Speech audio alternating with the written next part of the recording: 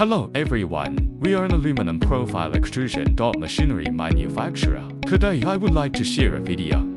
This is an aluminum extrusion die cleaning unit with waste alkaline liquid recycling system. It is mainly used for cleaning aluminum extrusion dies and recycling waste alkaline liquid. The byproduct of aluminium hydroxide can be sold out as a raw material to increase company income. The recycled alkaline can be reused for next die cleaning process. It can reduce the new solid alkaline input.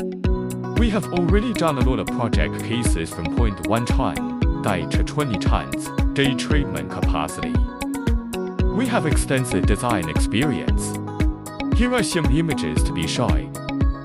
These are our company's production workshop, installation site and operation.